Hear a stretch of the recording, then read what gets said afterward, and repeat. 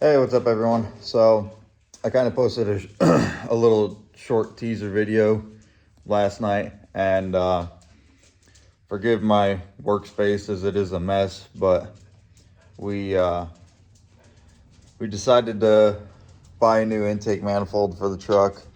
I want to spray it down with quite a bit of nitrous, and stock LS intakes. I mean, I'll show you for example here in a second, but they spray through the front. If you're spraying some nitrous at it, you spray it through the front.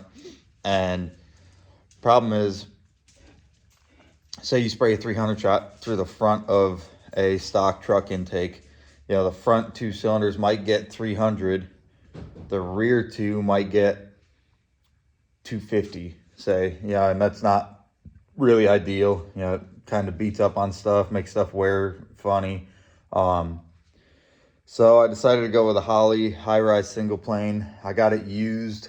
It's in good shape. It needs a little cleaned up, kind of in a couple spots, but nothing all that bad that I'm gonna have to like revamp it or buy a new one.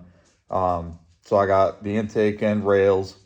I'm gonna buy injectors eventually. I think today we're just gonna kind of set it on there and test fit it. I already have the old intake off, so see how she looks. All right, guys, well, here's the new intake.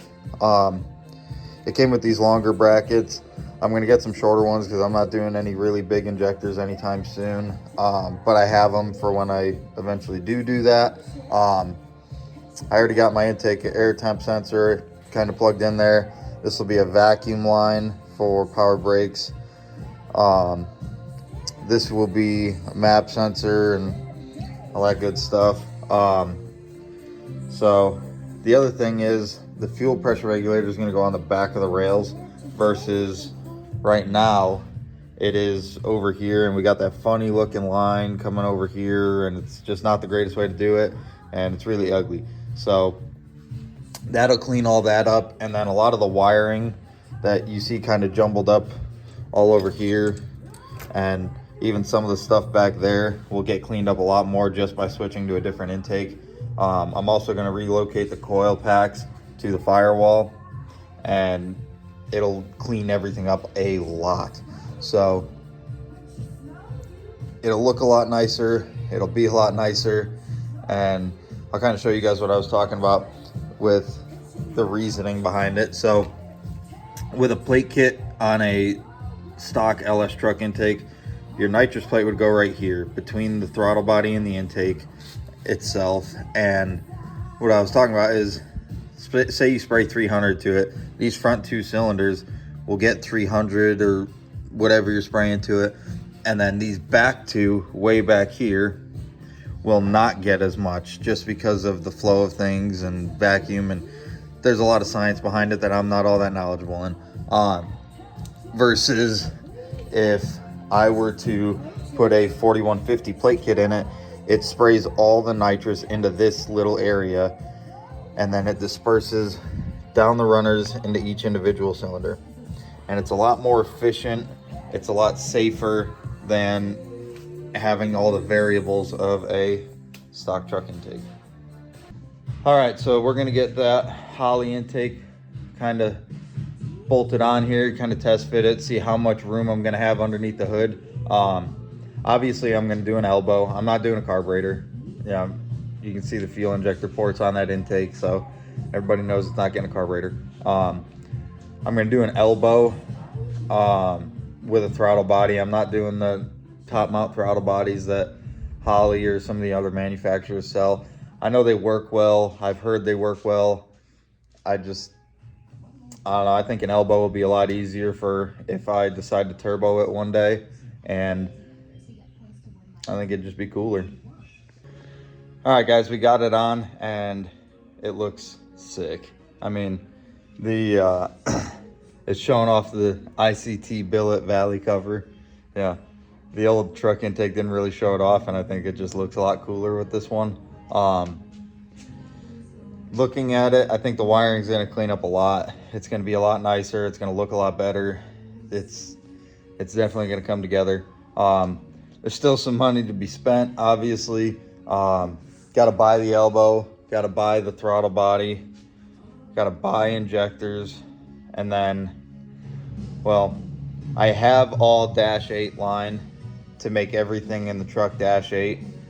So I'm probably gonna end up doing the fuel system all over because the fuel rails are Dash 8. Yeah, I could just keep it all Dash 6 and run a step down on the fuel rails from Dash 8 to Dash 6, but why would I do that when I have all the stuff to change it over to Dash 8 and it's just gonna be good for that much more later on? I guess without further ado, I'll show you guys what it looks like. Alrighty, here we are. That ICT billet valley cover, looking good. Clearance is looking really nice. I mean, right now my phone's about level with the core support of the radiator. We got quite a bit of room. I don't know if we'll have quite enough to run the elbow and the throttle body and some tubing for an intake to, it's probably going to come somewhere down here. I don't know if we have quite enough. I really hate the look of cutting holes in hoods. I mean, this hood's been through the ringer. It's all cut out. I don't really like cutting holes in hoods, so I think if it doesn't fit under that hood, we're gonna end up buying a cowl hood, which, oh no, I have to buy a cowl hood. Alrighty, now comes the less fun part. I have to take it all back apart and I have to put the stock truck intake back on because I was talking with the tuner and we're a little rich down low. No fault of his. We're using stock truck injectors and they're not good for what we're doing. So we kind of had to bump the fuel pressure up as a temporary solution. So I'm gonna do some data logging, send him the log and the tune file, and then maybe after that we'll go do some burnouts or something, I don't know.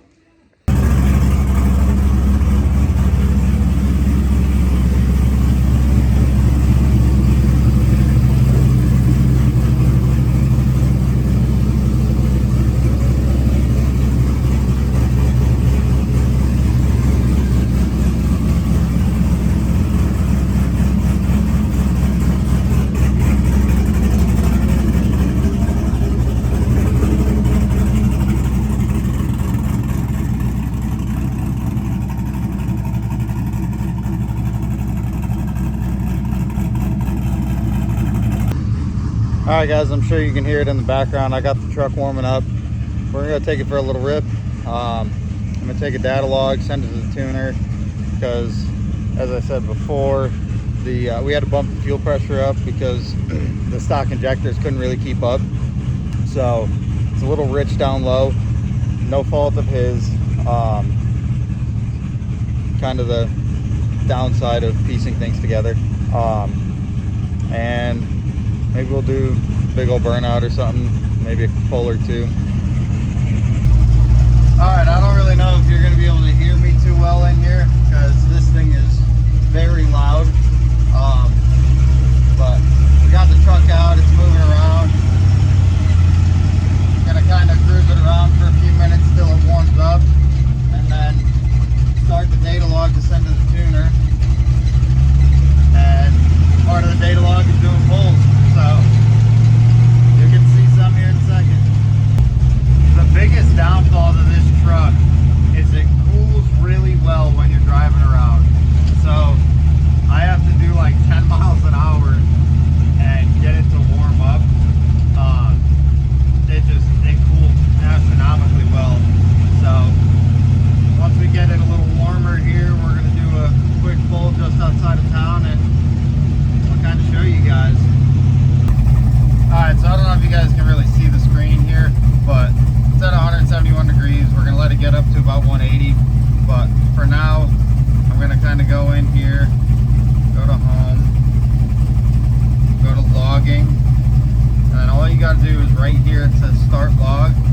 First, I'm going to come in here and make sure I don't have any because that way I don't get confused, but all you're going to do is you're going to go into logging on the Holley.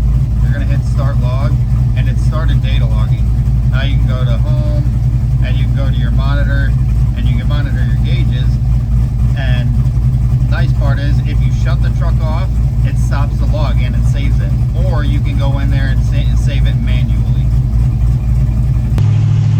Alright guys, we're going to do a quick little pull here in a second once I get around this curve. I'm not going to wind it all the way out. I'm not looking for a top speed run on this thing. I'm just looking to get a little bit of data to send to the tuner. We'll kind of slow down here a little bit and I'll do a quick like second, third gear pull. So here we go.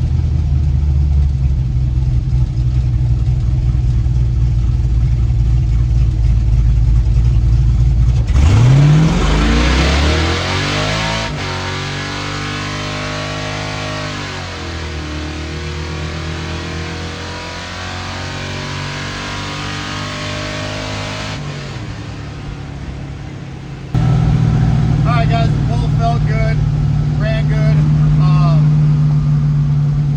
really no issue. Like I said, it's not really up in the high RPM that it starts to really bog down. It cleans up a whole lot. It just kind of riches up down low. So right now we're just coming up this hill here. I'm going to turn around and I'll probably do another one just from a dead stop so that you can get a little bit of data from a dig. I had to stop the video because I got dirt in my eye. Let's see here. Look for a good place to turn around. Alright, so as I'm sure you guys can tell, I had to pedal it in that last pull. These tires don't hook worth a damn. Yeah, there's absolutely zero chance of me being able to hook this truck on these tires. So it's definitely not ideal, but I mean, we're gonna do a quick dig real quick just to kind of show you guys how absolutely awful these tires hook.